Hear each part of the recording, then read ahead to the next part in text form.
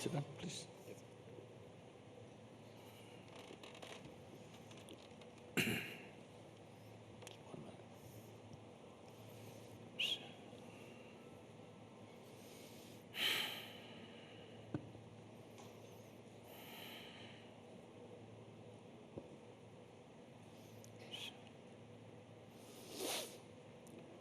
Jananam sukadham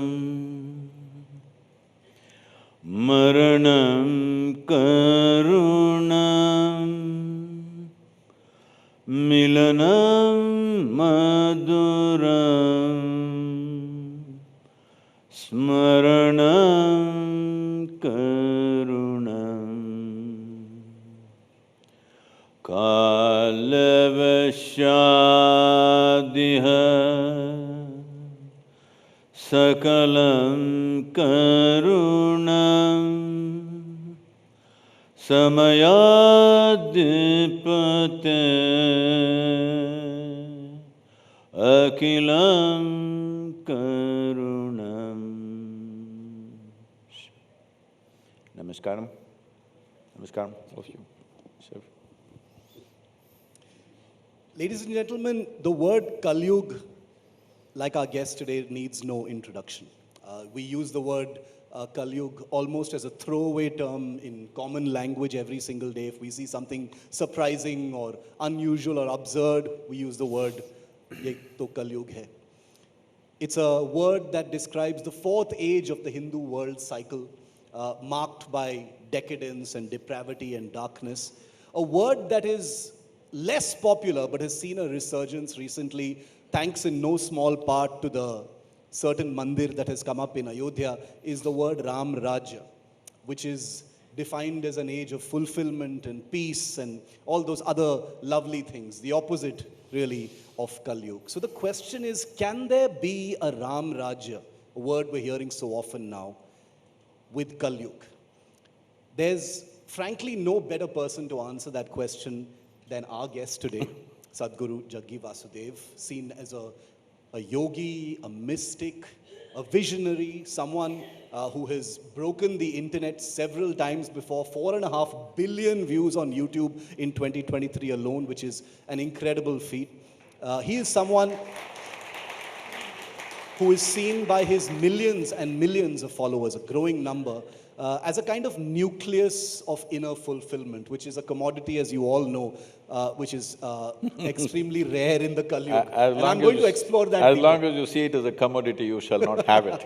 So, amidst this merciless churn that we're all a part of now, we're about to dive into enlightenment that doesn't take itself too seriously, and in my view, that perhaps is really the key. So I'm going to start by first welcoming Sadhguru. Thank you, sir, for your time and for being here at the India Today Conclave. Always a pleasure to host you. Ram Rajya in Kalyug. Over to you. Namaskaram to all of you. Well, first of all, we are not in Kalyug. Let's understand that. This whole Kalyug thing is being repeated because at the end of Kurukshetra war, Krishna talked about Kalyug. But according to the precision of the planet, that every 72 years, planet covers 1 degree of the zodiac. If you go by that, it's a cycle of 25,920 years. And it is 8 parts of time, that is 2 Satyugs, 2 Treta through 2 Dwapara and 2 Kalyugs, and Kalyug comes together. So together it is 25,900 plus years, which is already over a long time ago. By 2083, you will complete Dwapar Yug and you're moving into Treta Yug. So very appropriate to talk about Ram Rajya because he's from that time. So this Kalyug business is like you read an old newspaper and you keep talking about the same thing forever. That was spoken in 3140 BCE. That is when the Kurukshetra ended. So Kalyug is long time over. Ramarajya is a choice.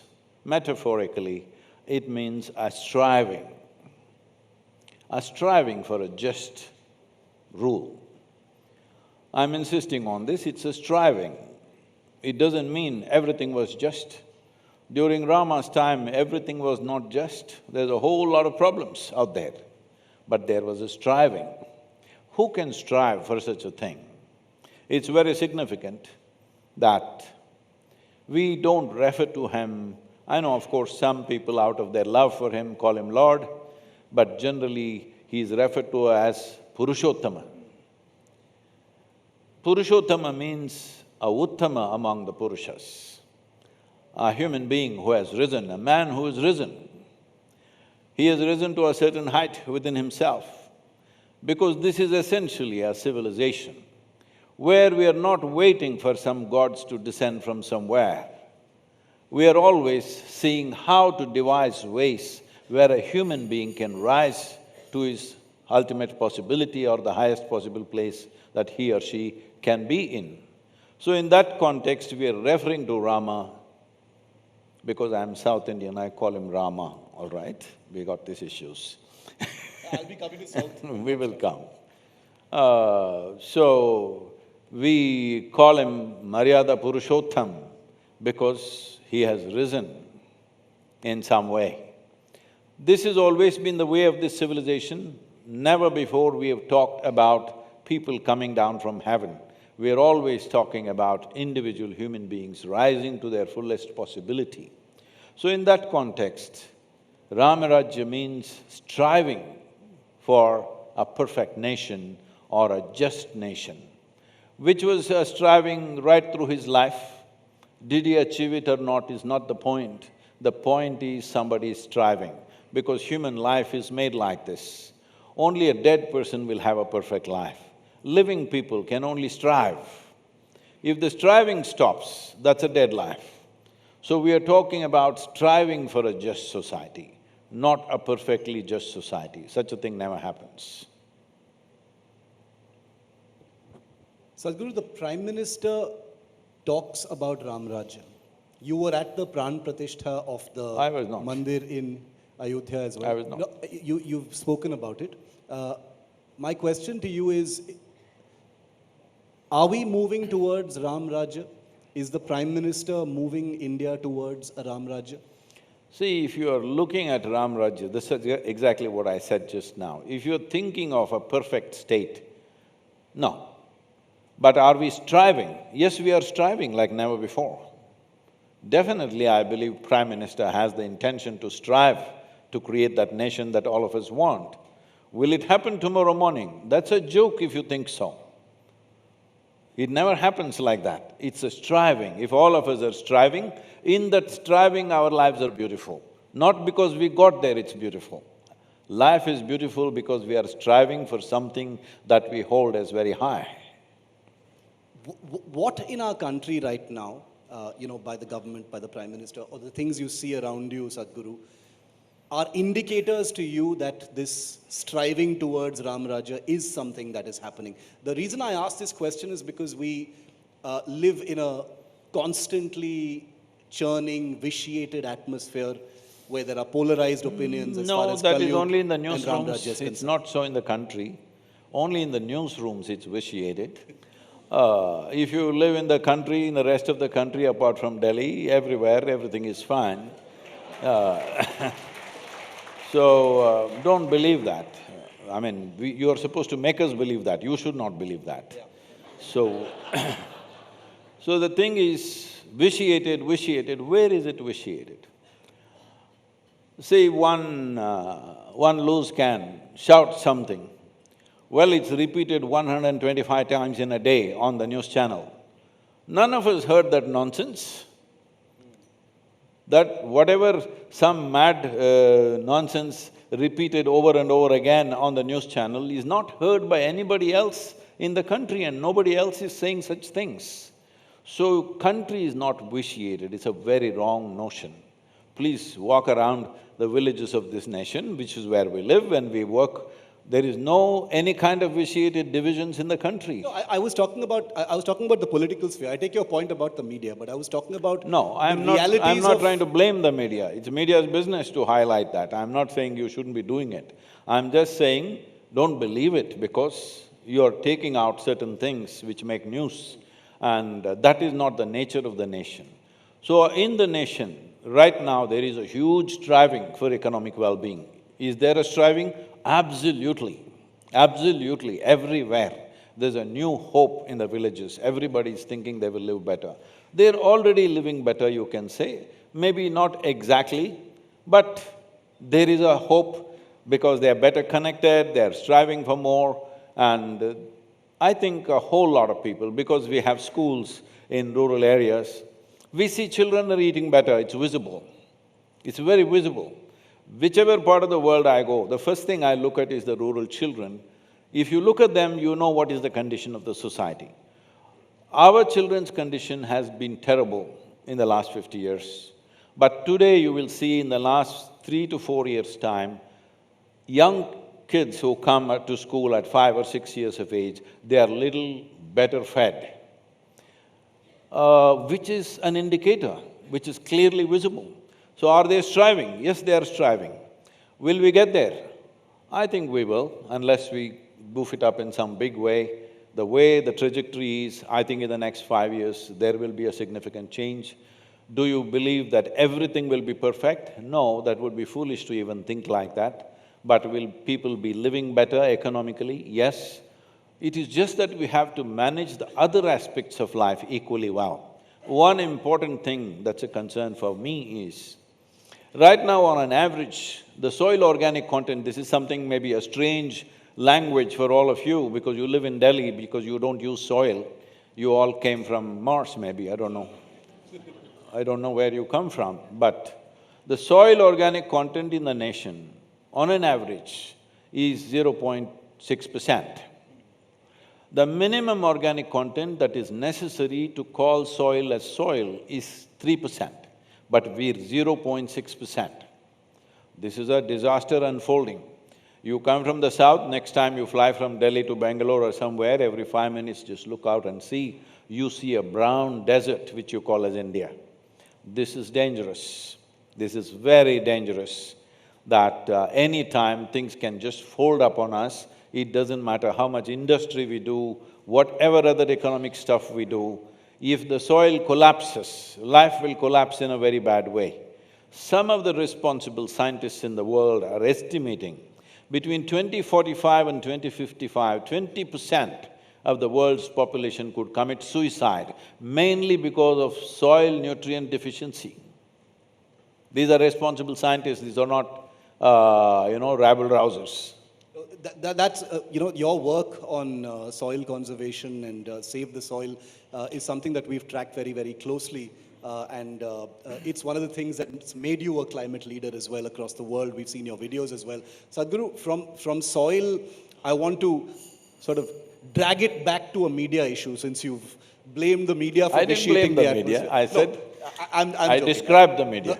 The media must take its share of the blame, there's no doubt about that. But, being a journalist, I must explore some themes that are, big headlines in the media and things that you've spoken about. Like I said, Sadhguru's videos have millions of views. 4.5 billion views in 1 year is certainly no small feat. And one of the videos that, has perhaps got some of the maximum views since 2019 was actually on the topic of CAA, the Citizenship Amendment Act, which kind of went into the doldrums during the pandemic, Sadhguru. It's back now with the rules being notified. You were seen as a proponent of them at a time when there were large-scale protests.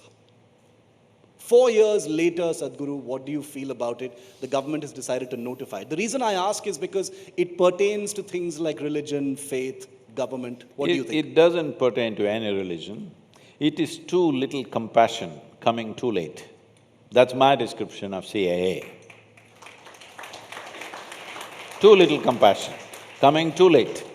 Because when we left people on the other side of the border post-partition, there was hope that they will be well taken care of. And there was also a promise in the political space that if there are problems, we'll take you back. But over 75 years, they have faced the worst of the worst, and many of them have moved here over 30, 40 years ago, and they're still refugees in this country. Are we not ashamed? Are we not ashamed that people are here, an historical blunder where nations are divided and somebody fell on the wrong side of the line and they tried to correct it, and they came over 30, 35 years ago and still they don't have citizenship, they don't have any rights in our country. We should be ashamed of this. This is not a controversy. This is a matter of shame. There have been comments about it being discriminatory. How? Certain politicians have, painted those who may come in a certain way. Those things are being said, sir. They're not being said by the media. They're being said, I know. But I'm asking you, when there are countries which are theocratic, theocracy means by law, discrimination, all right? In the society there is so much discrimination, it is also there in our society. We are not some perfect society. We have 1,000 varieties of discrimination in our society. But by law, nobody is discriminated in this country. But in the neighboring lands, by law they're discriminated. There is blasphemy laws, which if you just say a word, you could be hung for it. When these things are there, if people are persecuted and they want to come over, and that too you put a cut-off date, I don't think there should be a cut-off date, but you put a cut-off date for whatever reason, that's fine. As I said, it's too little compassion coming too late after people have suffered for decades. In the Kalyug that we live in right now… No, we are not in Kalyug, we are in Dwapar Yuga. Okay. You're saying it's not a Kalyug. As a journalist, I think there are many aspects of Kalyug that we live through. I'll explain it to you. Elections are a nuisance is something that Sadhguru had said many years ago. No, I did not say elections are nuisance. Let me There must be time for election and there must be time for administration. Yeah. If there is no time for administration and only election is going on, and once again, if I say something, don't think I'm blaming you, because of 24/7 news channels, if there is a by-election in Nagaland, you make me feel there is a national election going on. All right? That's because no election is small, sir. All elections are big. It is not small, but you must understand whether it is somebody else or you or me. Suppose we were in election, let's say we were politicians standing for election. The nature of the election is such, it's won on an emotional basis, not on the basis of sense and fact and figures. That's not how an election is won. Everywhere in the world, whether it's United States or UK or India, elections are won on an emotional basis. Hello? Yes. So when that is the thing, we tend to say irresponsible things at the time of election. You must give us a margin because this is a democracy. 3 months before the election, we will say all kinds of things. But if there are elections throughout the 5 years, if you go on saying this throughout the 5 years, that becomes the narrative of the nation. That is a problem. Most people may not know this, and I want to just say that. Most people may not know this, that one nation, one poll is a thing on the table right now. But it was actually Sadhguru who was one of the earliest people to talk about it. He was the first, one of the few people, I think back in 2008, if I'm not mistaken. 2008, I think. When he had said, why this constant 24/7, 365-day a year proximity to the next election? Every time an election gets over, we're very close to the next election. So do you believe Ram Rajya will be one nation, one poll? I think one important step towards Ram Rajya is one nation, one poll. Because, see, right now the argument is, oh, because you're going to win this time, you're doing this. Because people are saying that to BJP because it looks like they're going to win. But this is the important thing, an election is never won till it is won. Anybody who assumes that will make a fool of themselves. No election or no war is ever won till it is won. So, why somebody is thinking you're going to win and you will be at an advantage? No, the problem is this, we have built political parties who need employment on a daily basis. This is not necessary in any democracy. During the election, political workers and supporters come together and campaign for election. Throughout the 5 years, they're campaigning and they're asking for remuneration for that. This is not the way to run a nation. Definitely, once in 5 years is all we can afford. If you ask me, till we get to $10, $12 trillion economy, we should have election once in 8 years. I know people will want to kill me for this, but we should have election once in 8 years till we get to at least $12 trillion economy, because you are enjoying the rubbish that you're talking. You must go down to the villages and remote parts of the country and see people are living like cattle. Till you change that, you have no business to be talking about nuances of democracy. So not 5 years, 8 years. No, that won't happen. I'm just saying you need that much break to make significant progress. See, if any policy is brought in, any changes are made, for it to go down to the last man in the rural space, it will take 6 to 8 years to get there. If you don't give it that much time, before that policy happens, another election, some change will happen, another person will come and reverse the whole thing. This is not the way to run the nation if you're interested in the people. If you're only interested in your politics, that's a different matter. Politics are for people. People are not scapegoats for politics. Let's understand this. Sadhguru, there is a great deal of visible religiosity in politics.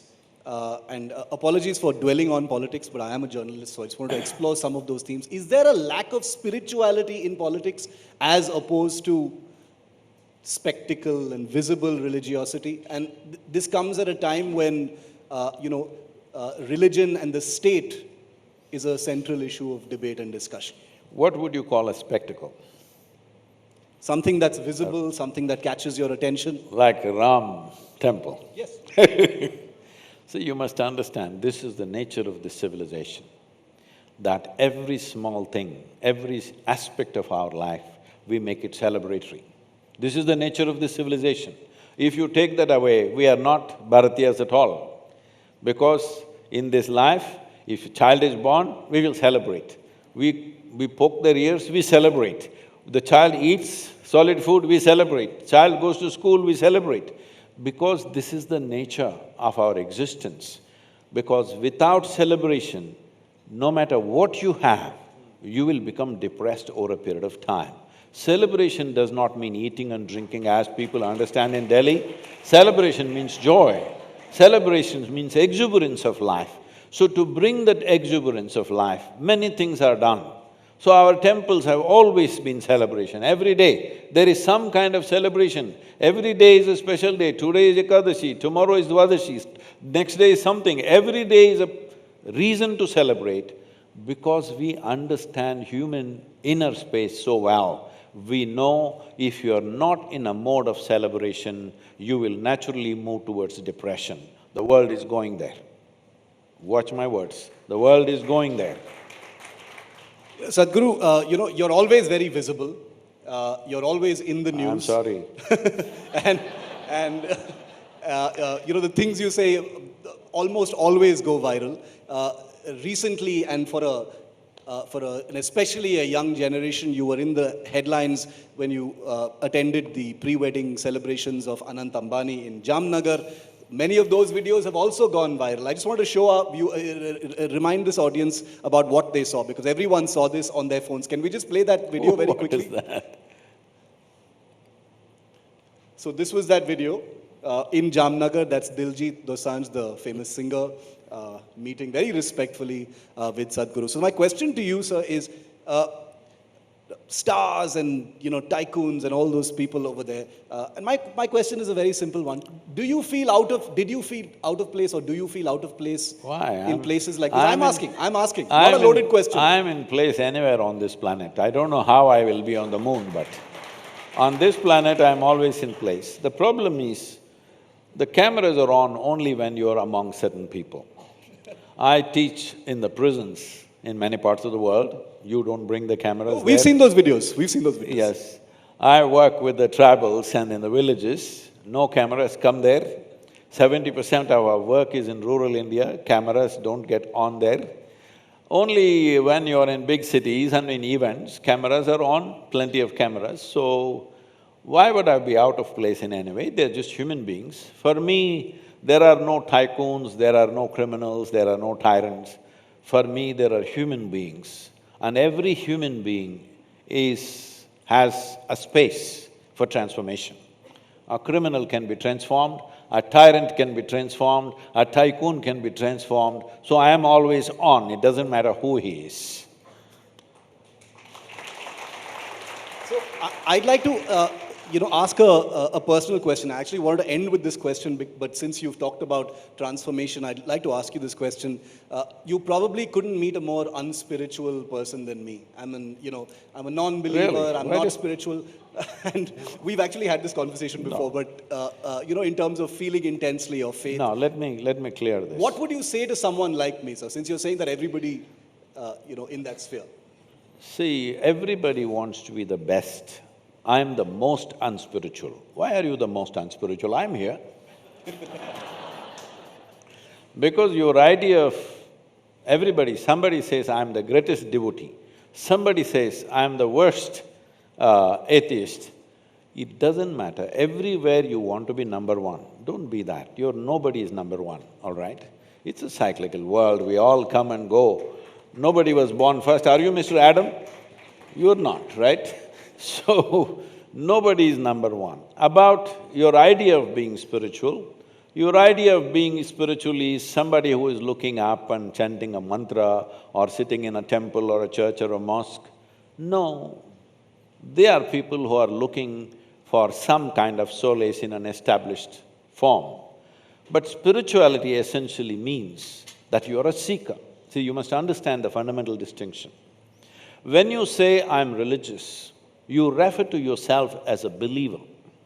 That means you believe something. When you say, I'm spiritual, you refer to yourself as a seeker. When does somebody become a seeker? You can become a genuine seeker only if you realize, I do not know. If you see, I do not know, you don't have to label yourself, I am a seeker. The nature of human intelligence is such, if you realize, I do not know, it starts looking, it starts seeking. So seeking is not a concocted version of life, it is the nature. If you don't mess with life, if you don't mess with your children, they are all natural seekers. If you don't tell them stories for which you have no basis, they are all natural seekers. But why do you become a believer? You cannot handle the uncertainty of seeking, so you become a believer. What will you believe? What somebody said. Someone means who? Somebody that you hold as high, or somewhere it is written in a book which you hold as sacred. So essentially, you make an authority into truth in your life. It will give you solace, but it will not give you a solution. A seeker means he is not looking for solace, he is looking for solution, where truth is the only authority. Authority is not the truth. So, when you say, I'm the least spiritual person, no. If you have 1,000 questions or 1,000,000 questions, that means you're a seeker. So spirituality means it's a seeking, not a conclusion. What would you say, if someone came to you, Sadhguru, and said, I'm skeptical of spiritualists and, and yogis and mystics and things like that, what would you say if they were asking you to convince them to believe I tell them even in I your am. word? Even I am very skeptical of all of them, including myself. So, you must understand there is a difference between doubt and suspicion. Doubt is very healthy. You doubt, because of that questions arise. Question cannot be wrong. See, questions cannot be wrong. Only the answer can be wrong, so you don't have any problem, that's all I'm saying as a journalist. Because you're always asking questions, and questions cannot be wrong. So if somebody thinks a question is wrong, that's because they don't have an answer. So the way we have handled questions in this world till now is, if somebody asks a question and you don't know the answer, kill the questioner. That is handled. well handled. In that generation, nobody ever dares to ask that question once again. You kill one man here in this hall for asking a certain question, you think anybody else will ask that question again? It's settled. So we've been dealing with things like this, that time is over. This is the age of spiritual process, because questions will come, everybody will ask questions. You cannot stop them from asking questions. At a time like this civilization that you call as Bharat becomes most significant in the world, because this is a place, even when so-called divine entities came, we only asked them questions. They could not give us any commandments. Shiva came, if he opened his mouth, his wife, she asked him 1,000 questions, she freaks him with questions. Arjuna, Krishna tries to open his mouth after 36 years of association to the person who is close to him. He tries to open his mouth, that too in an extreme situation like a battle. That guy asked hundreds of questions. You know, we were trekking in Tibet and there were nearly about 30+ nationalities with me. And one Indian person from America started asking a question. Indians have 10,000 years of question-asking practice. So he's asking question inside a question inside a question. The question went on for about 8 minutes, and all the other people, their eyeballs were rolling because they're not able to figure out what is the question. Then I said, you stop it, you know, this is an Indian question, you guys won't understand this. Because Indians have been practicing asking questions like this endlessly. You go into any Indian scripture, question inside a question, trick questions and trick questions. Then one Chinese lady raises her hand and says, Sadhguru, I worked in the United Nations for 27 years. Even there, only Indians ask questions. This is a fact, because this is a culture where we encourage questioning, because this is a land of seeking. This is not a land of believing. We don't have any belief system. We seek. Mukti is the goal. No, this is true. Indians do ask a lot of questions everywhere. Sadhguru, since you do believe in very simple questions, if someone were to ask you, what should I do in my good times? What should I do in my bad times? What would you say to them? If you think there is a good time and a bad time, you got it all wrong. You're alive, it's a good time. When you're dead, it's a bad time for you. You're alive and you think it's a bad time, you're missing the whole point. Because you must understand… How old are you, Shiv, can I ask? Yes, I'm 43. 43. 44 years ago, where were you? 45 years ago, where were you? You did not exist. Yes? Yeah. Terrible time. I'll bless you with another 110 years, that means 60 years later, you will be again dead, all right? You won't exist. Your existence is just a brief time here. In this, you're dividing what is good time and bad time. All of us will be dead for a very, very long time, and we are alive for a very brief time. In this, don't create good time and bad time. Living time is the best time. No, a visual of Sadhguru comes to mind every time he talks about good times, and I'm going to play that out once again while I ask my next question. These are, very popular videos of you, Sadhguru. You come prepared. No preparation. We are journalists, so we don't prepare. And so these are images of Sadhguru, dancing, and the jumping during those celebrations. And people love this, this is… There's a lovely theme of abandon and just letting yourself go in these images. So I wanted to ask you, Sadhguru, about feeling intensely. We live in a time when, our emotions are constantly under demand, feel intensely this way or the other way. Is that the way to live, to feel intensely? Or does one need to embrace a more kind of medium path? So once again, you must make up your mind, you want to be alive or dead. Okay? Have you been to any funeral? Yes. Not yours, I'm saying somebody else's. You've been. That man will be in that perfect posture, like this he is. Till yesterday he was hopping around for so many things. You go and tell him you won the election, he won't respond. He's not interested. You tell him you won a lottery, 100 crores, he won't respond. He's not interested. You tell him whatever, he won't respond. What happened to him? Only thing that he lost his life. But suddenly he's not interested in anything. You must understand, that's the only damn thing you have, life. Everything else is your imagination in your head. So good time, bad time, richness, wealth, money, this, that, if I just take out your memory, I don't have to steal your account. If I take out your memory, you lost all your money, right? Hello? I'm asking you. I don't have to come and steal your wealth. If I just take out your memory, your wealth is gone, your wife is gone, your husband is gone, your child is gone, yes or no? So the only thing you genuinely have is life. But that is one thing most people do not experience because they're misunderstanding their psychological process as existential. Your thought and emotion is a psychological drama that you're creating and you believe it is true. See, it is like you build a castle in the air and after some time you start believing it's true. Then we say you're neurotic. After some time, you start living in that castle, then we say you're psychotic.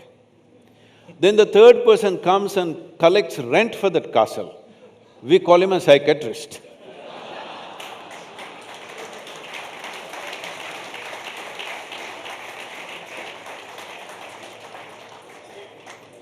Amazing metaphor, Sadhguru. I'm picturing it in my mind right now. So do not ever think your psychological reality is reality. Psychological reality is made by you. I'm asking all of you, right now can you think of a tiger? Hello? Like the Prime Minister was asking me to close your eyes, I won't do that. But if you close your eyes, can you think of a tiger? Mountain? Ocean? River? Flower? So you can create any reality you want in your mind. But now you've gotten into compulsive cycles that you think is real. No, it's your drama. If your drama is not directed by you, you're a disastrous drama.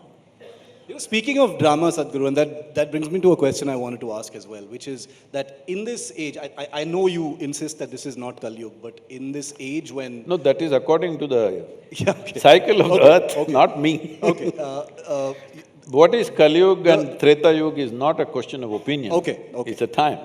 The search for meaning, has increased in a time of, post-pandemic, suffering, people, feeling lonely, feelings of isolation, etc., has led to a profusion in some ways of, of quacks online, people who distribute kind of pop spirituality. In this age, and you are so popular and people follow your words so closely, how do people differentiate from, a real spiritualist, perhaps, for want of a better phrase, and someone who's fake? We see people getting exposed all the time. Jay Shetty, who is, globally, praised, etc. He's been, written about recently as having faked his past, etc. How do people differentiate, sir? See, you don't bother whether somebody is real or fake. If it works for you, just do it. If it doesn't work for you, just ditch it.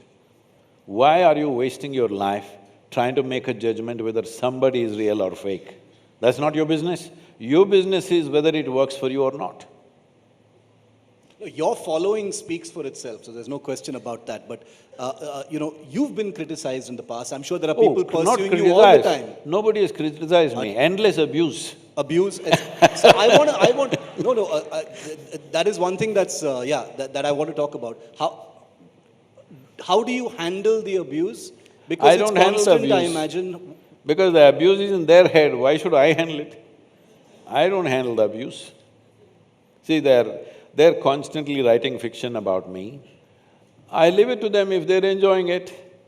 Well, if it impedes my work, then I deal with it. Otherwise, whatever anybody is saying, I don't respond to it because it's in their head. What can I do? See, right now, for example, I'm sure this is all over, so I will say this. We are about 130 kilometers away from an elephant corridor. But there is a whole bunch of people who keep on saying we're on the elephant corridor. 130 kilometers as per all records. Government of India, Government of Tamil Nadu, the World Wildlife Fund, everything says this. But some people will keep on saying, because on the social media, there is no perjury law. If you tell a lie, you don't go to prison in this country. By telling a lie, you can win an election. You can become a chief minister or some other minister by telling lies. So there is no perjury, there is… if you get into any defamation laws, it is you who suffers, not them, because you get trapped in the court and its processes. Unless it is done like that, if somebody publicly tells a lie, quickly it can be proved. If it is proved a lie, they must pay for it. There is no such law, it's very difficult to do it because when 500 million people lie, how do you create prisons for them? There is no possibility. So, it's all right. After some time, people learn to filter what is a lie, what is the truth. People understand. 5–10% of the people will believe the nonsense. It's okay, what to do?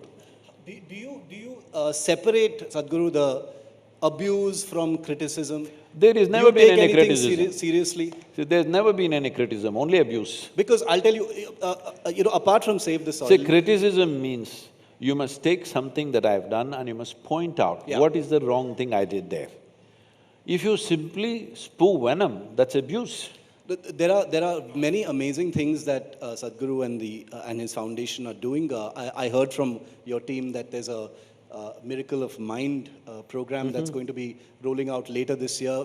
That is to do with mental health. The reason I wanted to explore the theme of abuse is, if someone came and said something constructive to you, Sadhguru, they said, who is Sadhguru Jaggi Vasudev to talk about Ram Rajya? How would you engage with that? See, I'm made like this. I listen not only to people of position, anybody, a man, woman, child, a dog, donkey, tree, I'm always listening. I am who I am, not because of anything, because I listen. I listen not just to the words, I listen to all the things that are not spoken. That's why I am who I am. I'm not spending my time reading. I'm not spending my time getting PhDs somewhere. I'm just listening to everything, to every life. It's because of that I am who I am. So, criticism, I don't see any issue with that. I don't see words as criticism. Somebody is pointing out a certain fact. If it needs to be corrected, it's corrected without even a thought about it. I don't even see it as a criticism. First of all, I don't see what is praise, what is criticism, I just listen to where they're coming from and that's about it for me. Because my life is not enhanced because somebody praises me. My life doesn't diminish because somebody abuses me. I'm not made like that. If I close my eyes, my life is done. Well, we've certainly listened to every word you've said today, Sadhguru, and you've given us a great deal to think about. So thank you very much. Thank you. Ladies and gentlemen, Sadhguru Jaggi Vasudev.